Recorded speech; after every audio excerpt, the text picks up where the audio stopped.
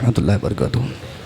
अल्हम्दुलिल्लाह अल्हम्दुलिल्लाहिल्लज़ी अनज़लल क़ुरआन व नज़्ज़लल फ़ुरक़ान व अनअमा अलैना बिल ईमान व तमन्ना बिल इहसान वस्सलातु वस्सलामु अला मन कान नबिय्यन व आदम बैनल माइ वत्तीन व अला आलिहि व अस्हाबिहि अजमईन अम्मा बाद फ़अऊज़ु बिल्लाहि मिनश शैतानिर रजीम बिस्मिल्लाहिर रहमानिर रहीम सुम्मा लतुसअलुन्ना यौमइज़िन अनिन नईम सदक़ल्लाहुल अज़ीम।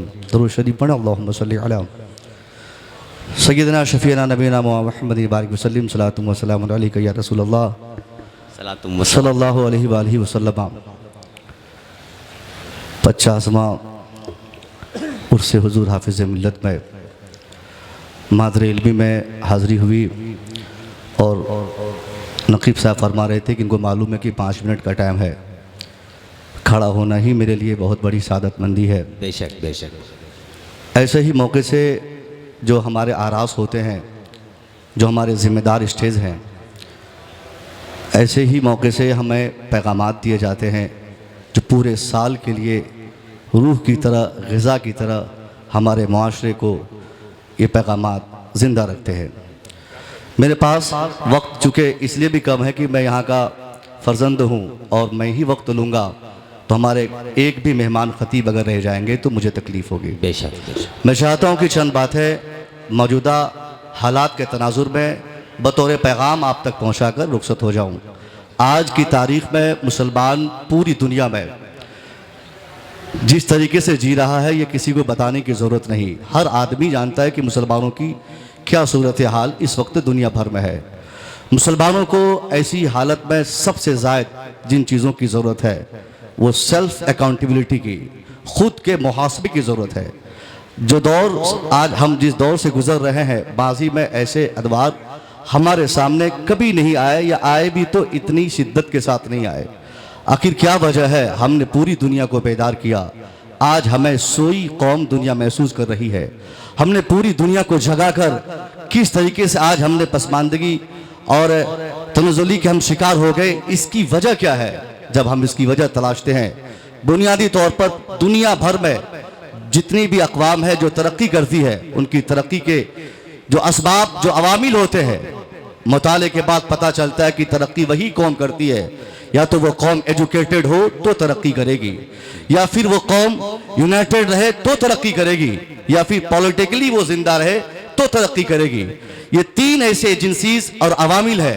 हमें गौर करना चाहिए कि आज की तारीख में इन तीनों अवामिल में से किस आमिल पर, किस एजेंसी पर, किस रास्ते पर हम अमल करते हैं। ना तो हमारे पास हमारे मुखालिफ के मुकाबले में एजुकेशन है, ना हमारे पास इत्तेहाद की दौलत है, ना हम सियासी तौर पर जिंदा है और सियासी शऊर हमारे अंदर है। जब इन तीनों में से किसी भी रास्ते के हम मुसाफिर नहीं, तो फिर तरक्की की उम्मीद लगाना बेकार है। अगर हमें तरक्की चाहिए तो पहले हमें अंगुष्ठ नुमाई बंद करनी होगी, अपने मुखालफिन को बुरा भला कहना बंद करना होगा। हमारी इस तबाही, इस बर्बादी का कोई दूसरा शख्स जामिन नहीं, कोई एजेंसी इसके लिए जिम्मेदार नहीं। आज जो सूरत हाल हमारे साथ है, इसका सिर्फ और सिर्फ रिस्पॉन्सिबल हम और आप है। हमने अपने मेयार को गिराया। इत्तेहाद की अगर बात की जाए तो साहब, बीते 5-7 साल पहले तो इलाके के नाम पे, जबान के नाम पे, भाषा के नाम पे, स्टेट के नाम पे, मुल्क के नाम पे हमारे यहाँ इख्तलाफात लोग किए, तफरीकें पाई गई। मगर मौजूदा दौर में जो हमने इख्तलाफ की, एक नई जिहद कायम की है। अब हमने मदरसों के नाम पे बांट दिया, हमने मस्जिदों के नाम पे इस्लाम बांटा, हमने खानकाहों के नाम पे इस्लाम बांटा। अब मैं पूछना चाहता हूँ, अखबारात की खबर से अगर आपने पढ़े हैं कि 57 ममालिक हमारे, 150 करोड़ तादाद पूरी दुनिया में हमारी, मैं पूछना चाहता हूं मुबारकपुर में कितने लोग हम ख्याल आपके हैं? इस जिले में आजमगढ़ में कितने मुसलमान एक ख्याल के हैं? पूरे उत्तर प्रदेश में किस हिस्से के मुसलमान एक ख्याल के हैं? 57 ममालिक का नारा लगाना, 150 करोड़ मुसलमान होने की बातें करना, यह सिर्फ खुशफहमी में मुब्तला करने के लिए है। जमीनी सतह पर अगर हम आज की तारीख में मुसलमानों का जायजा लेते हैं, दुनिया भर में एक पॉलिश्ड जमीन मुसलमानों ने इख्तलाफ के बगैर नहीं छोड़ी। हमने अपनी अपनी खानकाहों के नाम पे अपने अपने इस्लाम को आज की तारीख में बांटकर अपने सिवा गैरों को हमने बेहतर नहीं समझा। नतीजे में जो तबाही होनी थी, जो बर्बादी होनी थी, जो मामलात होने थे, आज मुसलमानों के साथ है। हमने अपनी खानका की मर्जी के मुताबिक अपने हिसाब से कंप्लीट मुसलमान होने का या बनने का निसाब तैयार किया, और वो निसाब जो मेरे मुस्तफा ने तकमील इस्लाम ईमान के लिए दिया था, उस निसाब को हमने फरामोश कर दिया।